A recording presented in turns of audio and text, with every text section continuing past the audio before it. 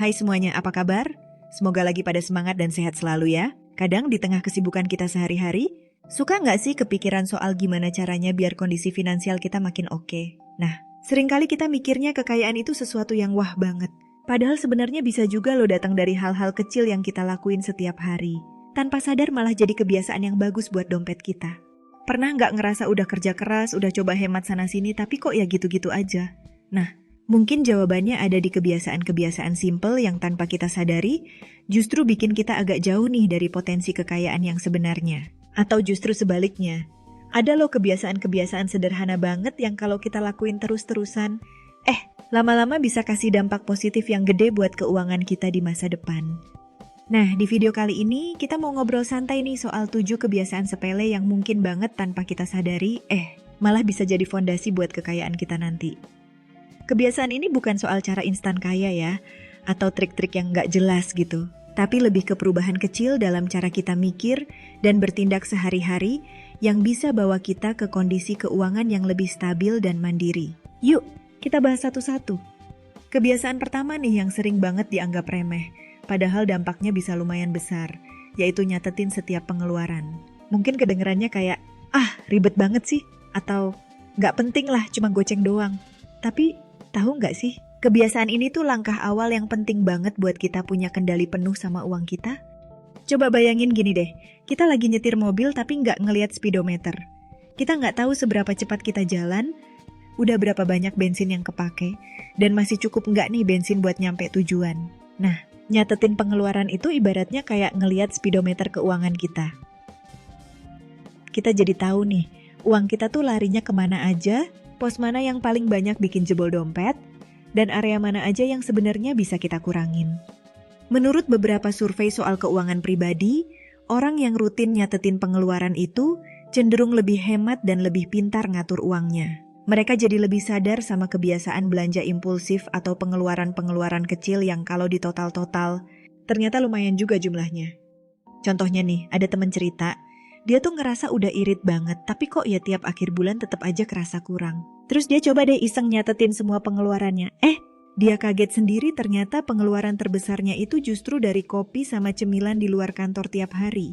Kalau dihitung-hitung, sebulan bisa ratusan ribu cuma buat jajan yang sebenarnya bisa dihindarin atau dicari alternatif yang lebih murah.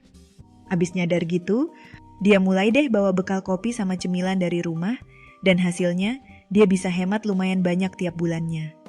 Mulai sekarang, coba deh kita biasain nyatet semua pengeluaran kita, sekecil apapun itu. Bisa pakai aplikasi di HP, buku catatan kecil, atau bahkan di spreadsheet juga bisa. Dengan gitu, kita bakal punya gambaran yang lebih jelas soal kondisi keuangan kita, dan bisa ambil langkah yang lebih tepat buat mencapai tujuan finansial kita. Kebiasaan kedua yang sering juga kita lewatin gitu aja, adalah nyisihin sebagian kecil dari penghasilan kita secara otomatis. Mungkin kita mikir, gaji juga pas-pasan, mau nyisihin apaan lagi? Nah, justru di situ tuh kuncinya. Nggak perlu langsung nyisihin banyak-banyak di awal, yang penting tuh konsistennya. Bayangin kita lagi nanam pohon. Awalnya kan bibitnya kecil banget, mungkin nggak kelihatan dampaknya. Tapi kalau kita rutin nyiram sama ngerawatnya, lama-lama pohon itu bakal tumbuh gede dan ngasih buah yang banyak. Sama kayak nyisihin uang. Walaupun awalnya kecil, kalau kita lakuin terus-terusan, dana yang terkumpul itu bakal makin banyak dan bisa jadi modal buat investasi atau dana darurat kita nanti. Banyak ahli keuangan tuh nyaranin buat kita terapin prinsip bayar diri sendiri duluan. Maksudnya, begitu kita dapat gaji atau penghasilan, langsung deh sisihin sebagian kecilnya buat tabungan atau investasi sebelum kita pakai buat keperluan yang lain. Idealnya sih persentasenya bisa sekitar 10% sampai 20% dari penghasilan kita, tergantung kemampuan masing-masing. Contoh nyatanya nih, ada ibu rumah tangga yang penghasilannya nggak tetap dari usaha kecil-kecilan. Awalnya dia ngerasa susah banget buat nabung. Terus dia coba deh nyisihin Rp10.000 tiap kali dia dapat uang dari pelanggannya. Awalnya emang kerasa kecil, tapi setelah beberapa bulan, dia kaget sendiri ngelihat tabungannya udah lumayan banyak. Akhirnya uang itu dia pakai buat nambah modal usahanya. Buat lebih gampang, kita bisa nih manfaatin fitur transfer otomatis dari bank ke rekening tabungan atau investasi kita setiap kali kita gajian atau dapat penghasilan. Jadi, kita nggak perlu lagi repot-repot inget atau ngerasa berat buat nyisihin uang tiap bulannya. Kebiasaan ketiga yang bisa bikin kita kaya tanpa sadar adalah memanfaatkan diskon dan promo dengan pintar. Di zaman serba digital kayak sekarang ini, diskon sama promo tuh sering banget berseliweran di mana-mana. Mulai dari diskon belanja online, promo makanan, sampai cashback kartu kredit. Nah, kalau kita bisa manfaatin kesempatan ini dengan cerdas, kita bisa loh hemat lumayan banyak uang. Tapi ingat ya, kuncinya di sini adalah dengan pintar. Jangan sampai kita malah jadi boros karena keasikan ngeliat diskon yang sebenarnya nggak kita butuhin. Kita tetap harus fokus sama kebutuhan, bukan cuma keinginan semata. Selain itu, kita juga bisa nih manfaatin program loyalitas atau poin reward dari berbagai toko atau merchant. Poin-poin ini biasanya bisa ditukerin sama berbagai macam hadiah atau diskon yang lumayan menarik. Intinya sih, manfaatin diskon sama promo itu bukan berarti kita harus selalu ngejar-ngejar barang murah. Tapi lebih ke gimana caranya kita bisa dapat nilai yang paling oke dari setiap pengeluaran kita. Dengan sedikit riset sama perencanaan, kita bisa hemat uang tanpa harus ngorbanin kualitas atau kebutuhan kita. Kebiasaan keempat yang penting banget buat ngebangun kekayaan adalah terus belajar hal-hal baru yang berkaitan sama keuangan. Dunia keuangan itu dinamis banget. Selalu ada produk-produk investasi baru, strategi ngatur keuangan yang lebih efektif, dan berbagai informasi penting lainnya yang bisa bantu kita mencapai tujuan finansial kita. Bayangin kita lagi bangun rumah. Kalau kita cuma ngandelin pengetahuan dasar tanpa pernah belajar soal teknik konstruksi terbaru atau material bangunan yang lebih bagus, ya hasilnya mungkin nggak akan maksimal, sama kayak keuangan. Kalau kita cuma stuck sama pengetahuan yang kita punya sekarang tanpa pernah nyari tahu lebih banyak, kita bisa aja ketinggalan peluang-peluang yang sebenarnya bisa ningkatin kondisi keuangan kita. Menurut beberapa penelitian, orang yang punya pemahaman yang baik soal keuangan itu biasanya lebih kaya. Mereka jadi lebih pintar ngambil keputusan finansial yang tepat dan bisa ngebangun kekayaan dalam jangka panjang karena mereka ngerti konsep-konsep kayak investasi, inflasi, bunga majemuk, sama manajemen risiko. Contoh nyatanya nih, ada seorang mahasiswa yang awalnya nggak ngerti apa-apa soal investasi. Terus dia jadi tertarik setelah baca beberapa artikel sama nonton video soal pasar modal. Akhirnya dia mutusin buat buka rekening saham dengan modal kecil dan mulai belajar investasi pelan-pelan. Walaupun awalnya cuma dapat untung kecil, tapi lama-kelamaan dan dengan terus belajar, dia jadi makin jago investasi dan berhasil ngumpulin keuntungan yang lumayan. Kita bisa belajar soal keuangan dari mana aja kok. Bisa dari buku, artikel, blog, podcast, video YouTube, atau bahkan ikut seminar atau workshop soal keuangan. Yang penting tuh kita punya kemauan buat terus belajar dan nambah pengetahuan kita di bidang ini. Nah, kebiasaan kelima, jaga kesehatan fisik dan mental. Mungkin kedengerannya agak nggak nyambung ya, tapi kebiasaan kelima yang bisa bikin kita kaya tanpa sadar adalah menjaga kesehatan fisik dan mental. Kok bisa kesehatan hubungannya sama kekayaan? Gini deh, kesehatan yang baik itu aset yang paling berharga. Kalau kita sehat secara fisik dan mental, kita jadi lebih produktif, lebih semangat buat kerja atau ngejalanin bisnis, dan lebih kuat buat ngadepin tantangan hidup. Kebalikannya, kalau kita sering sakit atau stres terus-terusan, ya pasti bakal ngaruh negatif ke kinerja kita dan bahkan bisa ngeluarin biaya pengobatan yang nggak sedikit.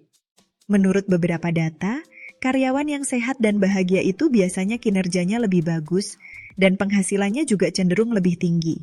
Selain itu, dengan jaga kesehatan, kita juga bisa ngurangin risiko kena penyakit kronis yang bisa nguras tabungan kita di masa depan. Jaga kesehatan itu nggak harus mahal kok. Kita bisa mulai dari hal-hal yang sederhana kayak tidur cukup, minum air putih yang banyak, makan makanan yang bergizi, rutin olahraga, dan nyempetin waktu buat santai dan ngilangin stres. Kesehatan fisik dan mental yang oke itu investasi jangka panjang yang bakal ngasih dampak positif buat semua aspek kehidupan kita, termasuk keuangan. Kebiasaan keenam yang sering kita lupain tapi penting banget buat mencapai kesuksesan, termasuk kesuksesan finansial, adalah membangun hubungan yang positif dan saling dukung. Lingkungan pergaulan kita tuh punya pengaruh yang gede banget sama cara kita mikir dan bertindak. Kalau kita dikelilingi sama orang-orang yang positif, optimis, dan punya visi yang sama, kita bakal termotivasi buat jadi lebih baik dan meraih tujuan-tujuan kita. Sebaliknya, kalau kita ada di lingkungan yang negatif, penuh keluhan dan pesimis, kita juga bakal gampang kepengaruh dan jadi susah buat berkembang. Menurut beberapa penelitian soal kesuksesan, Orang-orang yang punya jaringan pertemanan yang luas dan berkualitas itu biasanya lebih sukses dalam karir dan bisnisnya. Hubungan yang baik bisa ngebukain pintu peluang baru, ngasih dukungan moral dan emosional, serta jadi tempat buat kita bertukar ide dan belajar dari pengalaman orang lain. Buat ngebangun hubungan yang positif dan saling dukung, kita bisa mulai dengan aktif berinteraksi sama orang-orang di sekitar kita, baik di kantor, komunitas, atau lingkungan sosial lainnya. Jadi pendengar yang baik, kasih dukungan dan apresiasi ke orang lain, dan jangan ragu buat minta bantuan atau saran kalau kita butuh. Ingat ya, ngebangun hubungan itu investasi jangka panjang yang bakal ngasih manfaat yang nggak ternilai harganya. Kebiasaan terakhir yang mungkin kedengerannya sederhana banget, tapi punya kekuatan yang luar biasa adalah bersyukur dan berbagi. Bersyukur atas apa yang udah kita punya, itu bakal bikin kita ngerasa lebih bahagia dan puas sama hidup kita. Rasa syukur ini bakal ngilangin rasa iri dan dengki yang seringkali jadi penghalang buat kita mencapai kekayaan yang sebenarnya. Selain itu, berbagi sama orang lain yang membutuhkan juga punya dampak positif yang luar biasa.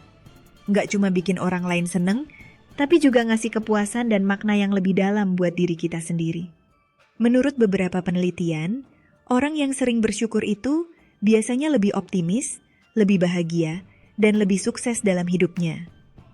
Selain itu, tindakan berbagi juga terbukti bisa ningkatin rasa empati dan kepedulian sosial, yang akhirnya bakal nyiptain lingkungan yang lebih baik buat kita semua. Kita bisa latih rasa syukur dengan cara yang sederhana, misalnya dengan nulis hal-hal yang kita syukuri tiap hari. Kalau buat berbagi, kita bisa lakuin dalam berbagai bentuk, mulai dari ngasih donasi, bantu sesama, atau bahkan cuma ngasih senyuman dan kata-kata positif ke orang lain. Kebiasaan bersyukur dan berbagi ini bakal bawa kedamaian dan kebahagiaan dalam hidup kita, yang pada akhirnya bakal narik lebih banyak hal positif, termasuk kekayaan. Nah, itu dia tadi, 7 kebiasaan sepele yang mungkin tanpa kita sadari bisa jadi fondasi kekayaan kita di masa depan. Ingat ya, ngebangun kekayaan itu bukan lari cepat, tapi lebih kayak maraton. Butuh kesabaran, konsisten, dan perubahan kecil dalam cara kita mikir dan bertindak sehari-hari. Kebiasaan-kebiasaan ini mungkin kelihatan kecil dan sederhana, tapi kalau kita lakuin terus-terusan, dampaknya bakal gede banget dalam jangka panjang. Coba deh sekarang kita pikirin, kebiasaan mana aja nih yang udah kita lakuin, dan kebiasaan mana yang pengen kita mulai terapin dalam hidup kita. Semoga video ini bermanfaat ya, dan bisa ngasih inspirasi buat kita semua buat mulai ngebangun kebiasaan-kebiasaan positif yang bakal bawa kita ke kemandirian finansial dan kehidupan yang lebih baik. Jangan lupa buat tulis di kolom komentar ya. Kebiasaan sepele apa lagi sih yang menurut kalian bisa bikin kaya tanpa disadari? Sampai ketemu di video berikutnya.